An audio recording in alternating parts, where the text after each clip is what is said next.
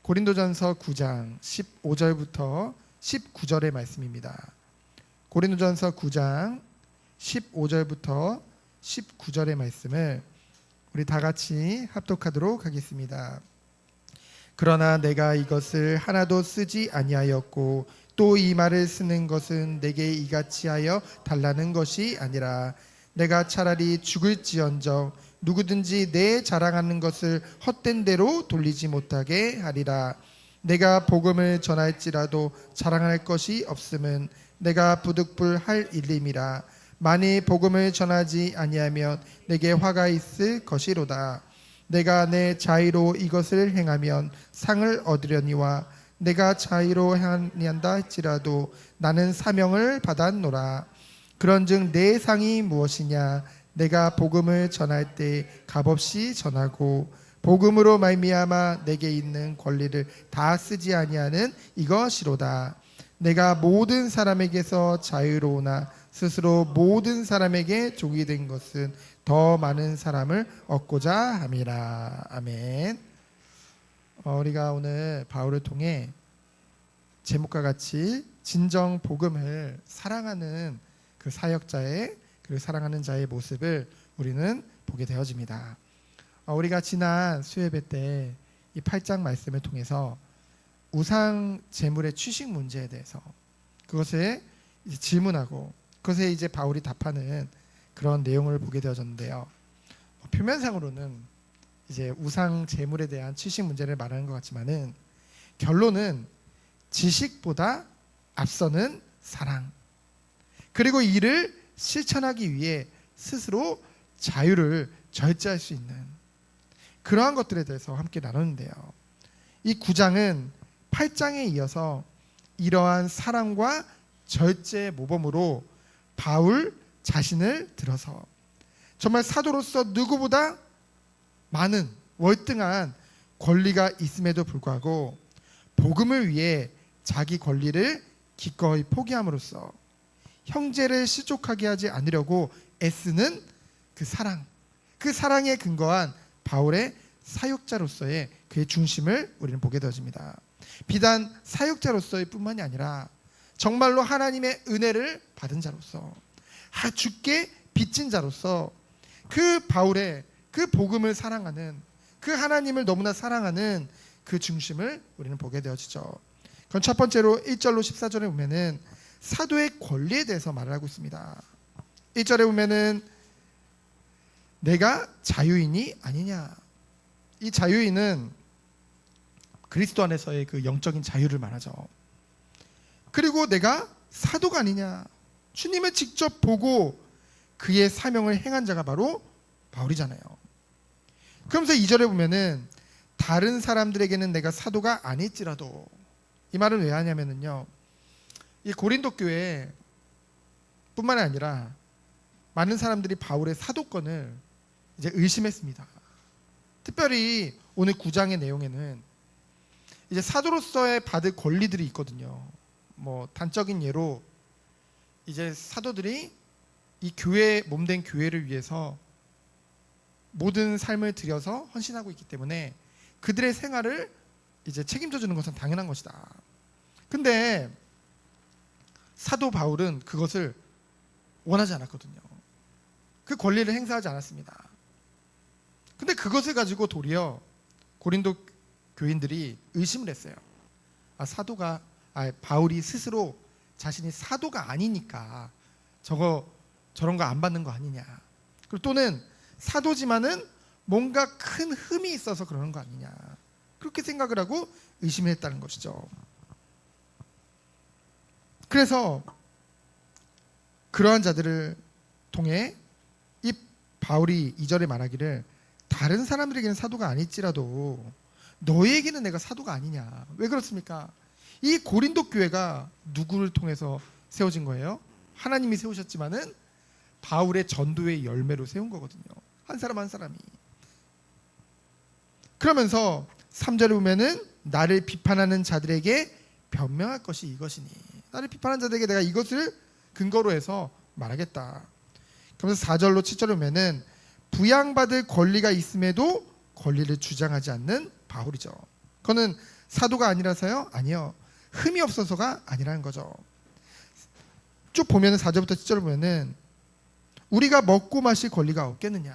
그래서 먹고 마실 권리는 이제 생활에 필요한 부분들을 그것을 공급받는 것을 우리가 권리가 없겠냐.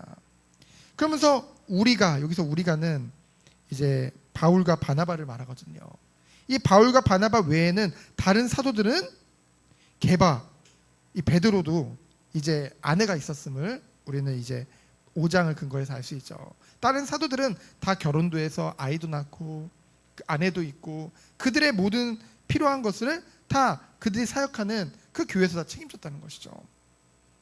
근데 어찌 나와 바나바만 이런 권리가 없겠느냐, 그것을 말을 하죠.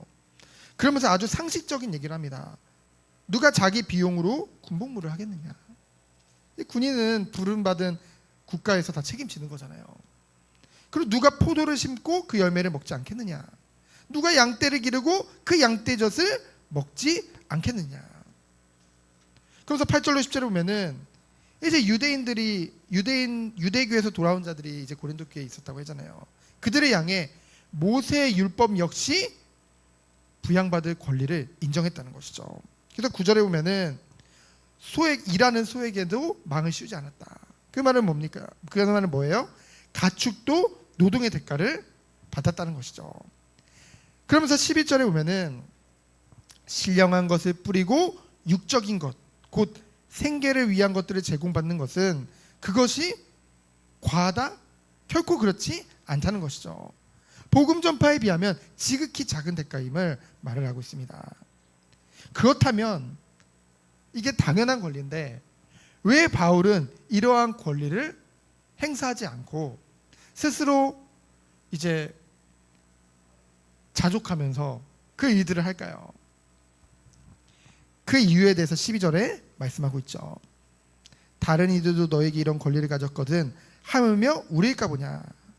그렇죠. 다른 사도들보다 이 바울은 그리고 또 바나바는 직접 이 고린도 교회를 세웠으니 당연히 고린도 교회로부터 그러한 당연한 권리를 행사하는 것이 당연한데 그것을 하지 않는 이유는 범사에 참는 것은 그리스도의 복음에 아무 장애가 없게 하려 함이라 라고 얘기를 했죠. 이 말이 뭐냐면요. 지금도 그렇잖아요. 이제 교회를 향해 목사를 향해 불신자들이 봤을 때는 야, 저 헌금해가지고 목사들 다 먹여 살리려고 하냐. 야, 저거 나는 그런 게 싫어서 교회 안 간다. 이런 말을 많이 하거든요. 바울이 복음 전하는 목적이 자기 자신의 생계를 위함이라고 생각함으로써 믿음이 연약한 자들이 시험이 들거나 혹은 이로 인해 복음을 거부할 자들이 있을지 모른다는 그런 바울의 중심이 담겼던 거예요. 그래서 그것을 거부했다는 것이죠. 하지만 13절로 14절에 보면은 성전에서 봉사하는 자들이 성전에 종사하는 자들이 성전에 나는 것으로 생각을 하고 복음 사역자들 역시 복음 사역에 상응한 부양을 받아 사는 것은 당연한 것이다. 너무나 당연한 것이다. 그것을 다시 한번 얘기하고 있습니다. 그래서 14절에 보면은 이와 같이 주께서도 복음 전하는 자들이 복음으로 말미암아 살리라 명하셨느니라. 마태복음 10장 10절에 보면은 예수님이 뭐라고 말씀하셨냐면요. 일꾼이 자기의 먹을 것을 받는 것이 마땅하다 말씀하셨어요.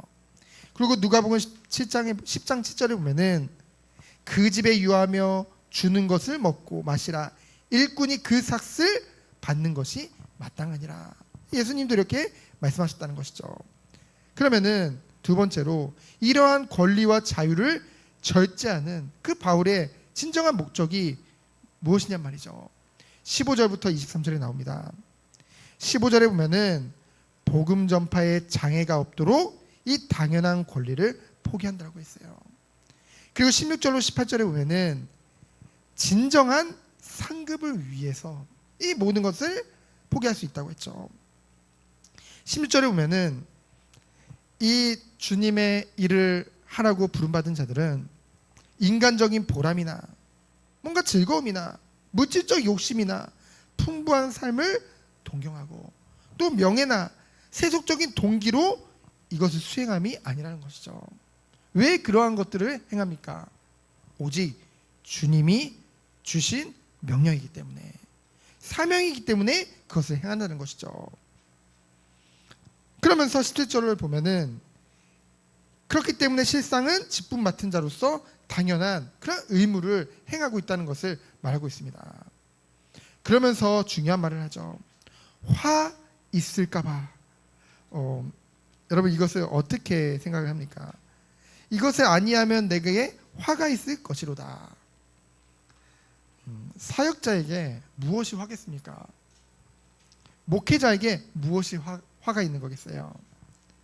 자신에게 주어진 사명을 불성실하게 하는 것. 그로 인해서 계속 그것이 마음에 계속 남아있는 거예요. 그것이 목회자에게 굉장히 불행이고 슬픔이겠죠. 제가 처음 주일학교 교사가 됐을 때, 대학교 1학년 때 처음 주일학교 교사를 하는데 이제 초등학생들을 맡았는데 우리 반 아이들이 15명이었어요. 그러면은 뭐 15명 아이들 중에는 뭐 잘 오는 친구들도 있고 잘 안 오는 친구들도 있잖아요. 왜냐하면은 그 초등학생들은 아무래도 부모님이 오느냐 안 오느냐에 따라서 결정이 되기 때문에, 그러다 보니까 어느 주간에 가면은 좀 예배 시간에 저희 반 아이들이 많이 와 있어요. 그 어느 날에 가면 적게 와 있죠. 그럴 때마다 제 마음이 그것에 따라 흔들리더라고요. 그래서 많이 왔으면은 내가 한 주간 기도를 잘했나 보다. 많이 했나 보다.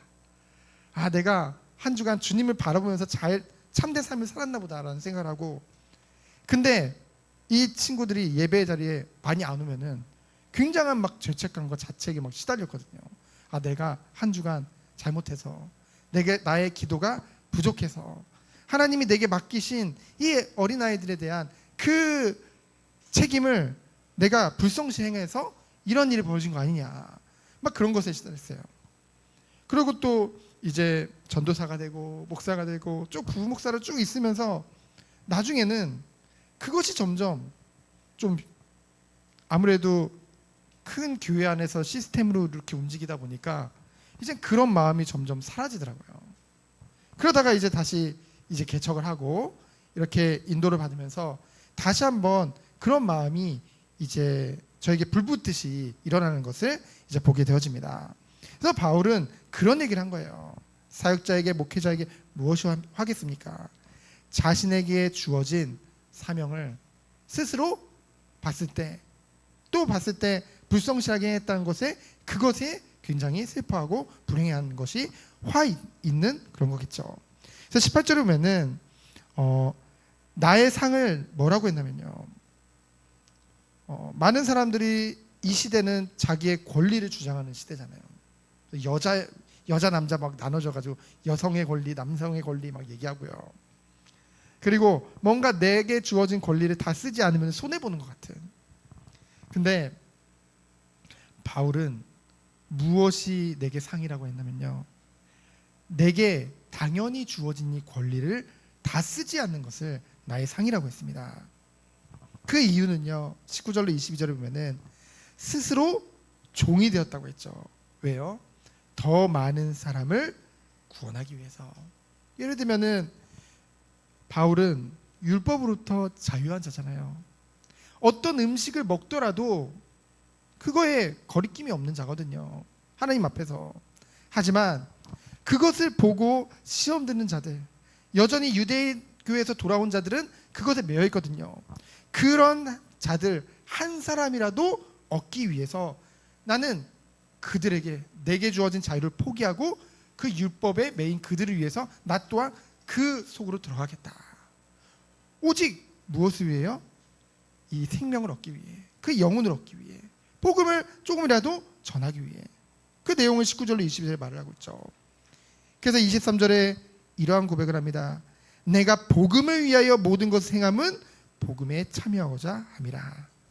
자신의 모든 행동의 동기가 오직 복음을 위한 것임을 증거하고 있죠. 그러면서 세 번째로 보면은 자신의 모범으로 성도의 그 절제에 대해서 권면하고 있습니다. 24절에 보면은 이제 이제 우리가 이제 상을 받으려고 달리기를 하잖아요. 그래도 얼마나 열심히 뜁니까? 그렇죠? 그래서 상 얻는 자가 되도록 힘껏 달리라고 이제 말을 하고 있죠.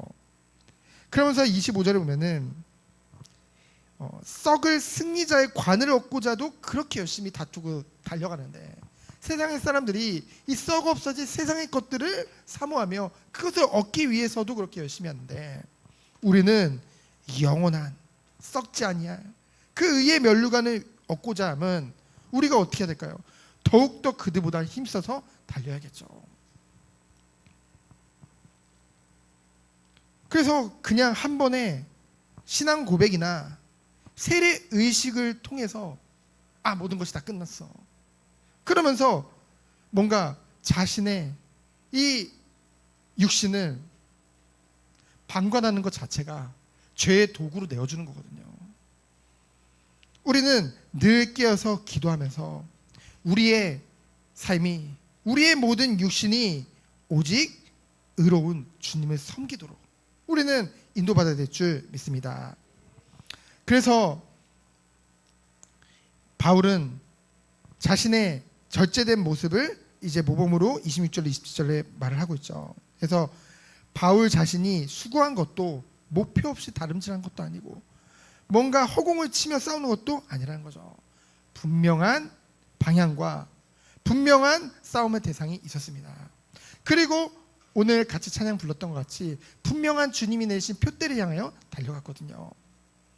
그러면서 타인에게 복음을 전한 후에 정작 자신이 이제 버림을 받을까 봐, 이거는 구원에서의 탈락을 얘기하는 것이 아니라 이제 이 모든 일을 행한 후에 나중에 주님 앞에 섰는데 이 하나님으로부터 받을 그 상급을 받을 자가 아니라는 그런 상급 부적격자로 이제 판명이 날까 봐 굉장히 그것에 대해서 두려움을 가지고 늘 기도하면서 하나님 앞에 나아갔다는 것을 증거하고 있는 것입니다.